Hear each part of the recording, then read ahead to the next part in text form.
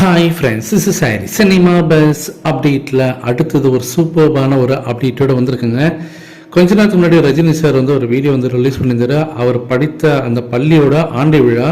So அதில் வந்து பார்த்தீங்கன்னாக்கா இன்றைக்கி ரஜினி சார் அவங்களுக்கு வந்து ஒரு வீடியோ வந்து தேங்க்ஸ் கிவிங் வீடியோ வந்து ரிலீஸ் பண்ணிருக்காரு. அதில் வந்து என்ன சொல்லிருக்கேன்னா, ஸோ தன்னுடைய அந்த பள்ளியில் நடந்தக்கூடிய அந்த நினைவுகளை அந்த மெமரிஸ்லாம் பார்த்தீங்கன்னா ஷேர் பண்ணியிருக்கிற, குறிப்பாக தன்னோட டீச்சர்ஸோடைய அன்பு ஆதரவு தான் அவர் இந்த அளவுக்கு உயர்த்து கொண்டு போயிருக்கு அப்படின்றத பற்றி அவர் பேசியிருக்காரு. தன்னுடைய சைல்டுஹுட் மெமரிஸில் இருக்கக்கூடிய அவரோட ஃப்ரெண்ட்ஸ் அவங்கள பற்றின அந்த மெமரிஸை பற்றியும் அவர் ஷேர் பண்ணியிருக்காரு. கிட்டத்தட்ட ஒரு 5 நிமிஷத்து வரைக்கும் பேசியிருக்காரு. அவ்வளோ சூப்பராக இருக்குது. என்ன ஒன்று ஃபுல் வந்து தலைவர் வந்து கன்னடத்தில் பேசியிருக்காரு.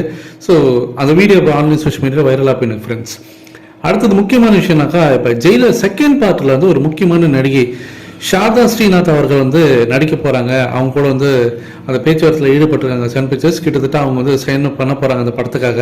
அவங்க இந்த படத்தில் இணைய போகிறாங்க அப்படின்ற ஒரு அப்டேட் இப்போ இன்னைக்கு காலையிலேருந்து இப்போ பயங்கரமாக வந்து வைரல் அப்படின்னு. ஸோ வெயிட் பண்ணி பார்ப்போம் அவங்க வந்து ஜெயிலர் செகண்ட் பார்ட் டீமுக்குள்ளே வராங்களா இல்லையான்னு சொல்லிட்டு.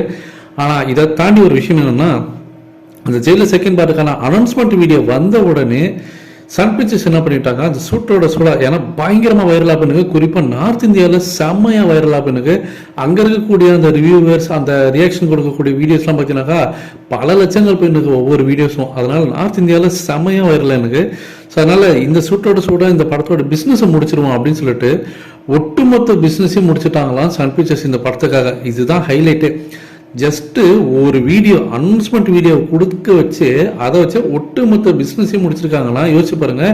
விஷயம் என்னன்னாக்கா, இது வரைக்கும் நம்ம தமிழ் சினிமா ஹிஸ்ட்ரியில இது வரைக்கும் நினச்சி பார்க்க முடியாத அளவுக்கு பார்த்தினாக்கா விற்பனை எனக்கு இந்த படம். அதே போல் நார்த் இந்தியாவில் பெரிய விலைக்கு பேசினாக்காங்க. ஸோ அது மட்டும் இன்னும் ஃபைனலைஸ் ஆகாமல் இருக்குது. ஏன்னா அது ஓடிடியில் ரிலீஸ் பண்ணதுக்கப்புறமாட்டா அதை பண்ண போகிறாங்களா அங்கே வந்து. ஏன்னா நார்த் இந்தியாவில் பார்த்தீங்கன்னா அந்த ஓடிடி பிரச்சனை நிறைய இருக்குது. அதனால தான் வந்து சிங்கிள் ஸ்க்ரீன்ஸு அந்த மல்டிபிள் ஸ்க்ரீன்ஸ்லாம் ரிலீஸ் ஆகல பெரிய தலைவலி இருக்கும். ஸோ அதனால் அதை மட்டும் ஹோல்ட் டவுன் பண்ணியிருக்காங்க. மற்றபடி எல்லா பிஸ்னஸுமே பண்ணி முடிச்சுட்டாங்க.